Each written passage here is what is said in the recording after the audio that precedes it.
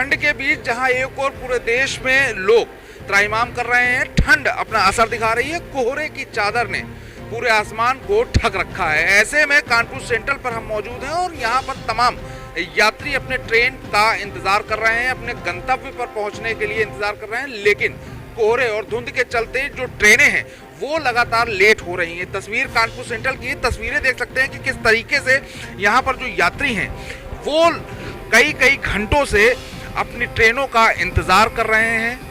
काफ़ी ठंड में बाहर प्लेटफॉर्म पर बैठे हुए हैं और ट्रेनें जो हैं वो 2 से ढाई घंटे, 1 घंटे, 4 घंटे ऐसे लेट लतीफ़ी से सेंट्रल पर पहुंच रही हैं। अपने अपने गंतव्य पर पहुंचने के लिए जो यात्री हैं वो इंतज़ार कर रहे हैं, अलग अलग कामों के लिए यहाँ बैठे हैं। और ठंड का जो माहौल है, जो ठंड है वो भीषण ठंड है। उस भीषण ठंड में अपनी ट्रेन का इंतज़ार करना और खुले प्लेटफॉर्म पर बैठना कहीं ना कहीं यात्रियों के लिए जान जहमत में वाली बात सामने आ रही है। और इसी तरीके से देख सकते हैं कि यहाँ पर तमाम यात्री जो बैठे हैं वो अपने लगेज के साथ हैं यहाँ पर, कि किसी भी तरीके से उनकी ट्रेनें आ जाएं। बहुत से यात्री हैं, पिछली बार 7 घंटे लेट पहुँचे थे और छोटे छोटे बच्चों के साथ यहाँ पर जो यात्री हैं वो अपनी ट्रेनों का इंतज़ार कर रहे हैं कि वो पहुँचें और ट्रेन के माध्यम से वो अपने गंतव्य पर पहुंच जाएं। लेकिन उनका सफ़र कहीं ना कहीं मुश्किल भरा होता जा रहा है, क्योंकि जिस तरीके से ट्रेनों की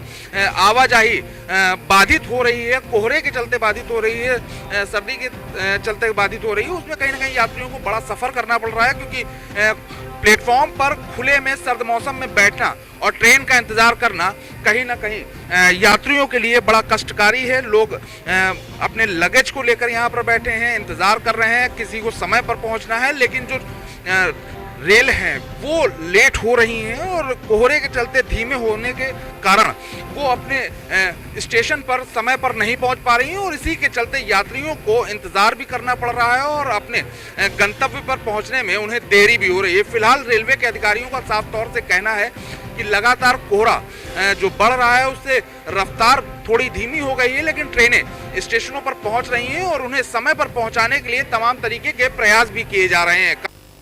ट्रेन जो हैं इसका एग्जैक्ट डेटा नहीं आपको बता पाएंगे कितनी ट्रेनें लेट हो रही हैं, लेकिन अभी चूँकि फॉग चल रहा है और आपको पता है कि ये पूरा हमारा जो सिस्टम है वो मॉडिफाइड ऑटोमेटिक सिग्नलिंग सिस्टम है। पूरा प्रयागराज मंडल जो आपका मुगल सराय से लेकर गाजियाबाद तक का है। तो कोहरे के दौरान जब कोहरा ये हो जाता है कि कोहरा आ गया है, तो सेक्शन में हम लोगों सिस्टम को जो हमारा सिग्नलिंग का है उसको चेंज करके मॉडिफाइड ऑटोमेटिक सिग्नलिंग सिस्टम में कन्वर्ट कर देते हैं। दैट मीन्स कि 2 स्टेशनों के बीच का जो समय है वो 2 ब्लॉक सेक्शन में डिवाइड हो जाता है। तो 2 स्टेशनों के बीच में मैक्सिमम 2 गाड़ियाँ रख सकते हैं।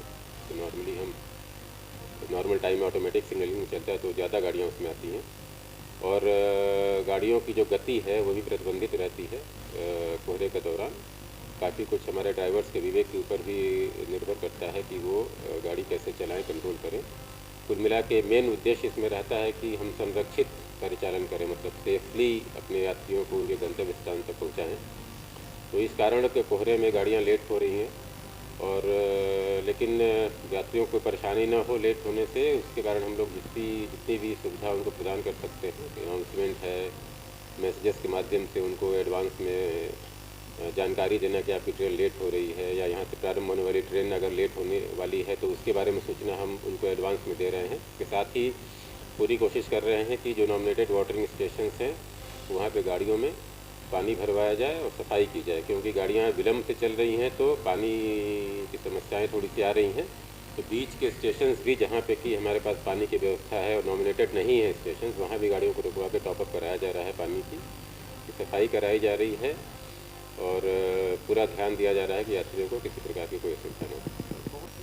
गाड़ी कोई रुक नहीं जाती, धीरे चलती है। कोई गाड़ी ऐसा नहीं है कि गाड़ी को कोहरे के कारण उसको बीच में रोक दिया जाता है, टर्मिनेट कर दिया जाता है। गाड़ियाँ धीरे चलती हैं, लेकिन ये है कि जैसा मैंने बताया कि हम लोग उसका सारा प्रबंध करने की कोशिश करते हैं कि जो भी शिकायतें अगर समस्याएं आ रही हैं यात्रियों को तो उसका हम निराकरण करें वहाँ पे। जैसा पानी की आ जाती है, कभी कभी कैटरिंग की व्यवस्था आ जाती है, जैसे कि पानी मान लीजिए कि किसी गाड़ी में पेंट्री कार नहीं है और उसमें यात्रियों को पानी की आवश्यकता हो रही है ट्रेन लेट होने के कारण, तो बीच के स्टेशनों पे हम लोग उनको कहीं रुकवा कर उनको वहाँ पे कैटरिंग का अरेंजमेंट भी करा के पानी उपलब्ध कराने की कोशिश करते हैं कि वेंडर जाके पानी को क्षेत्र में जाए और जिन यात्रियों को पानी लेना हो या कोई और खाद्य सामग्री लेनी हो वो उसको ले सकते हैं।